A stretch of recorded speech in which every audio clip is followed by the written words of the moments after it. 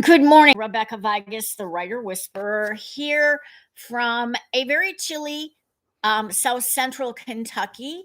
We did get our 1 to 2 inches of snow um, for yesterday, and there are patches of snow still around. Temperatures are not real high. I think it said 28 maybe this morning. I'm going to, if you can talk, you can write by Joel Saltzman, um, professor at University of Southern California, I believe. Let me double check. No, those were acknowledgments. Somewhere I read that he was a professor at USC. Oh, no, I'm wrong. It's UCLA, University of California, Los Angeles. Okay, so if you don't know what to say, start saying it. That really doesn't make any sense, does it? Contrary to popular belief, writers do not say to themselves, now that I know what I'm going to write, I'll sit down and write it. Said no author ever anywhere. Instead, they go along with Henry Miller, who said, writing is like life itself is a voyage of discovery.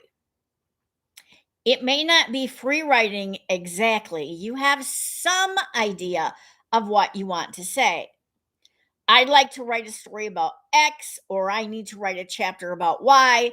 But beyond that initial spark, it's pretty much an open road, a voyage of discovery. Right now, for example, I have no idea how I'm going to continue this thought. I need to discover the way by writing about it, by saying what my problem is and listening for an answer, or even the hint of an answer that just might pop up if I keep talking long enough, driving around the page till I find something interesting. Yes, I like that idea, driving around the page. That's what you're doing on your voyage of discovery. Imagine you're on vacation driving through New Mexico. Are you clutching the wheel, yelling, where the hell's the scenic pueblo that's supposed to be here? Or are you driving along nice and easy, ready to discover whatever the road has to offer? Often, if you thought you knew where you were headed in the first place, even if you knew where you were headed in the first place, what I enjoy about writing a novel, says Mario Vargas Llosa, is to discover the possibilities of a story, to discover that something has been pushing me in a direction that I could not have expected when I started. Now, to be fair, you may find yourself on a journey that's not exactly loaded with possibilities. Even on the best of voyages, there will be dull, anxious times. Even when you ask yourself, is it worth going on or have I hit a dead end? In 1960, Ella Fitzgerald was singing Mac the Knife to a crowd in Berlin. And for those of you who don't know Ella Fitzgerald, look her up. And if you don't know the song Mac the Knife, crawl out from under your rock. It was the first time she had sung the song, and she started to forget the lyrics. About to hit a dead end, her choice was clear. Do I stop and apologize and admit that I have no idea where I'm headed, or do I keep going and try to make the best of things? Ella kept going, making up new words as she went along. They rhymed and fit the music, and her performance was a tour de force. Fortunately, the show was being recorded and a record was released a year later. As a reward for her bravery, Ella's recording of Mac the Knife won her a Grammy Award for the Best Female Vocal Performance. See what can happen when you don't give up at the first sign of trouble? When you let yourself go on the voyage of discovery? Remember, if you don't know what to say, start saying it. Keep talking on paper until the paper talks back. I start with a line of dialogue. I have no idea half the time who's speaking or what they're saying. I'll start with that line, and the more dialogue I write, the better I get to know my characters. August Wilson. Sometimes I just hear a phrase, and then that phrase sort of suggests the next. Sort of a domino effect that keeps building until I hear a song. McCoy Tyner. With Ragtime, I was so desperate to write something, I was facing the wall of my study in my house in New Rochelle, and I started to write about the wall. Then I wrote about the house that was attached to the wall. It was built in 1906, you see. So I thought about the era and what Broadview Avenue looked like then. Trolley cars ran along the avenue down at the bottom of the hill. People wore white clothes in the summer to stay cool. Teddy Roosevelt was president. One thing led to another, and that's the way the book began.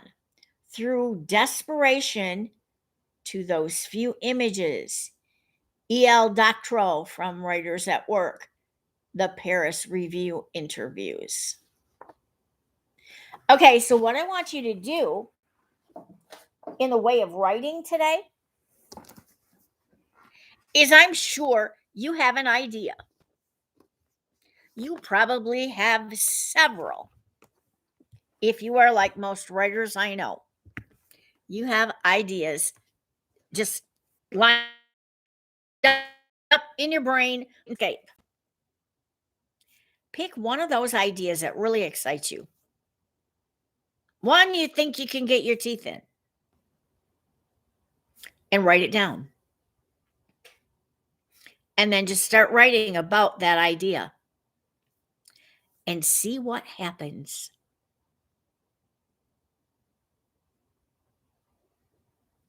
I was given 3 words. They had to be used in the first 2 sentences. And my books are no longer out here next to me, so I can't even read you the first 2 sentences. Certain, I used certainly. Fire and time.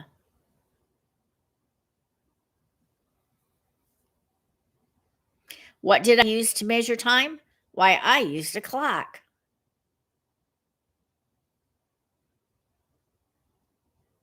With those 3 words, I wrote the book Out of the Flames, a book about arson.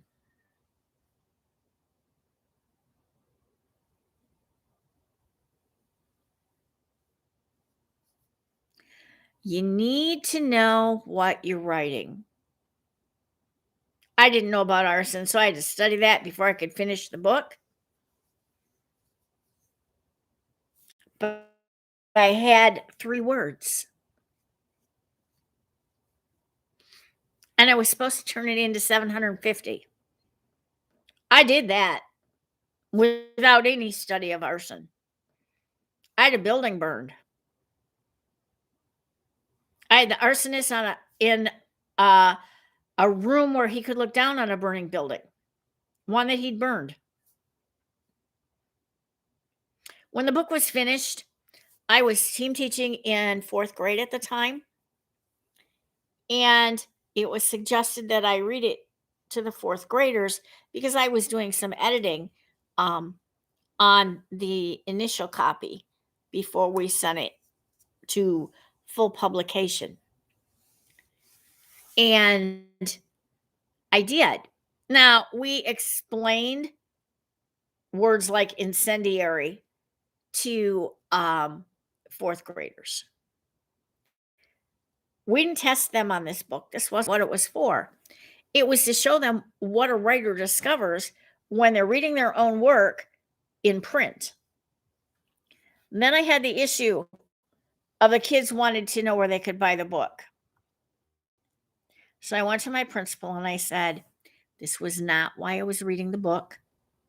We had both discussed what we were trying to show the kids. I'm not selling this book here at school.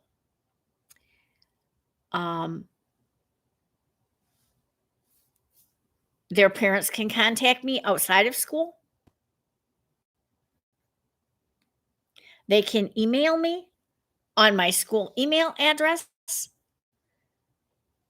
and I will make arrangements for them to get the book for their child off campus if they want it.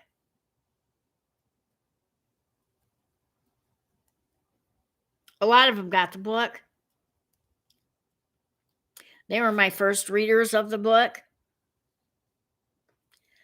2 or 3 little guys got together and started writing a book.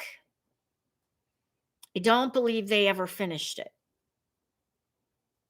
But they had pages and pages of written word. I cannot tell you today what those 3 young men are doing. I don't think any of them is writing a book.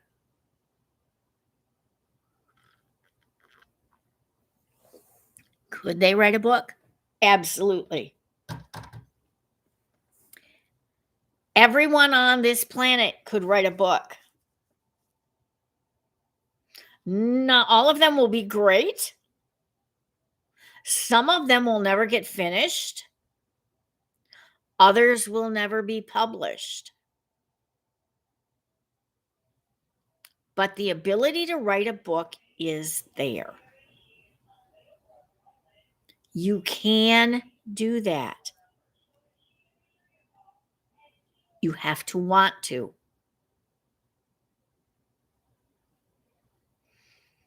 And writing can be a lonely profession. I agree it can, because you spend a lot of time with you and your computer, or you and your pen and pencil, because there are still people who write them longhand first. And then they pay someone to transcribe them into the computer.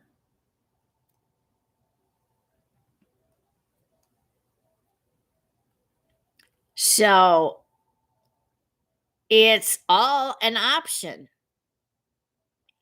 The question is, do you have what it takes to write a book? You can pick up a pen or a pencil or type into your computer anytime you want. Are you going to stick with it is the question. Are you going to see it through to the end? Are you going to turn it over to an editor? Are you going to try to find a publisher? Are you going to self-publish? Self-publishing is not nearly as bad as it first was. Amazon made it easy for people. You could go to Create Space, upload your book, come up with a cover, or let them come up with a cover and publish your book. That fast. At no cost. Holy cow. A lot of books got published. All of a sudden. Here's the problem. Some of them were trash. Never should have seen the light of publishing.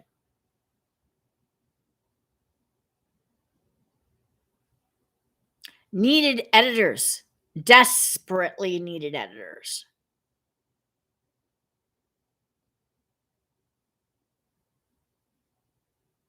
And they gave writers a bad name. And they gave self-published writers a bad name.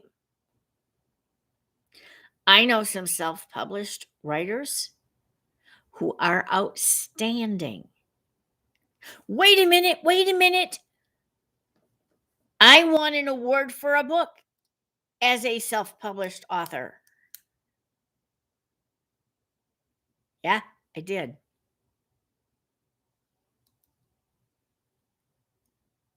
Kind of amazing, isn't it? You can win awards being self-published.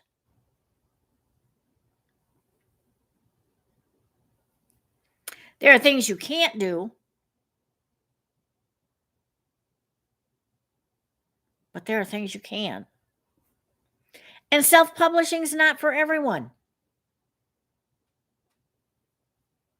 because there's the cost of the book design. That's the interior layout and the cover.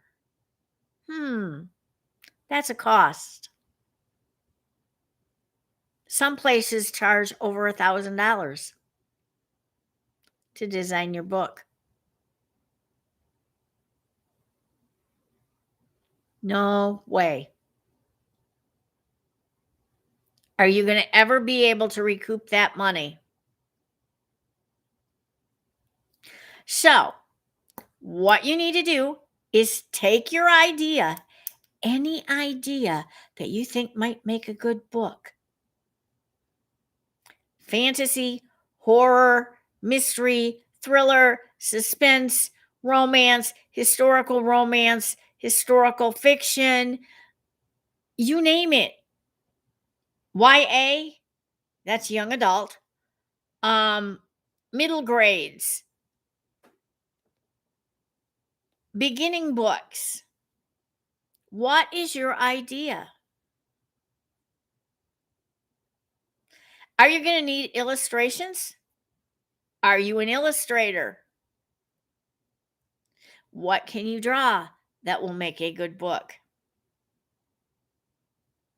Maurice Sendak, who wrote Where the Wild Things Are, also wrote a bunch of picture books. And they were just that, a bunch of picture books. And kids had to put a story with them because there really was a story in the pictures.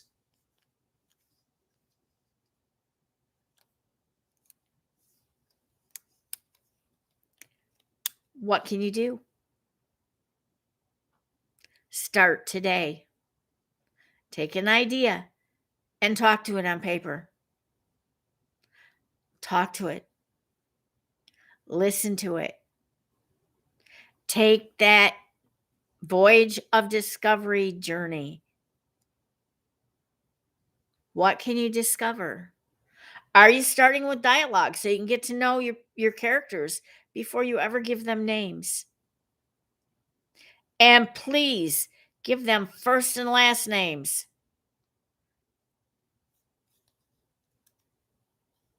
The only way you wouldn't is if you were writing fantasy.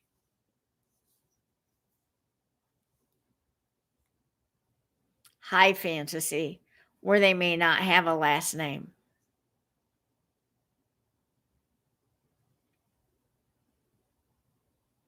But if you're writing everyday characters and they have no last name, no one cares about them. Trust me. No one cares. Make sure you describe your character. What the heck do they look like? Don't leave it to my imagination.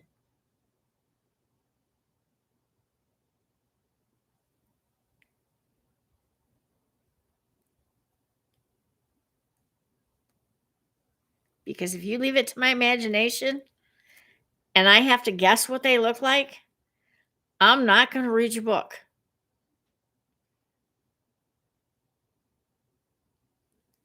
I was reading a book about two teenage girls, 12, maybe 13.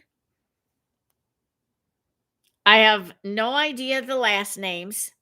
Oh, wait, they didn't have any. I have no idea what they look like. Are they tall? Are they short? Are they fat? Are they skinny? You know, hair color could have been green for all I knew. Eye color, facial features. I know nothing about these characters. Why do I want to read about them? Oh, I didn't. And I foolishly bought book 1 and 2. They're in a box to go to the library because they're garbage. And yet the person who wrote them won awards on them. Really? Don't even want to apply for that award. It has no meaning when the books are garbage. No meaning at all.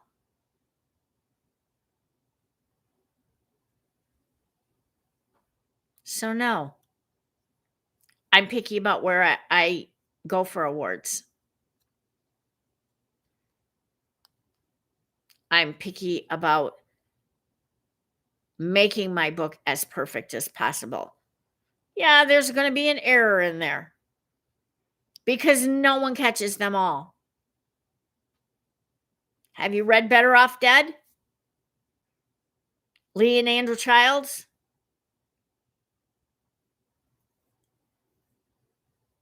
I found 2 glaring errors.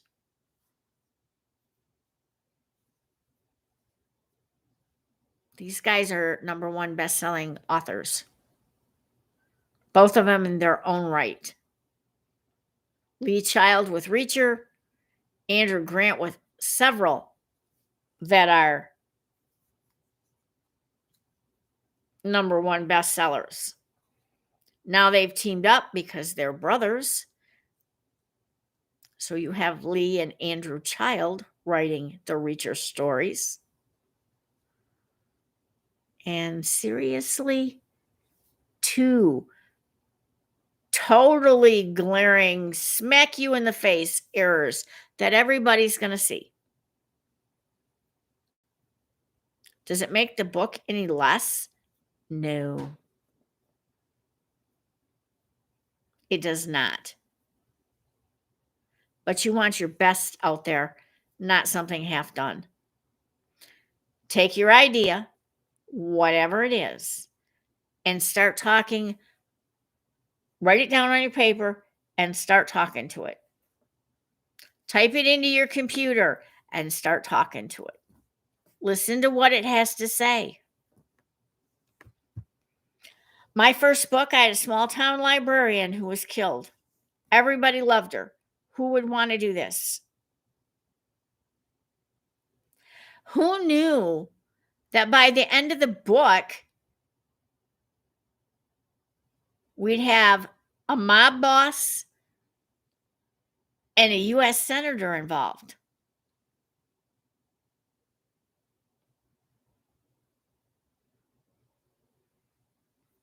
No one knew. Not even me. The book just kind of took a direction and I let it because it worked. There were a million ways I could have gone with it that would have made it a longer book, but that's not what I had in mind.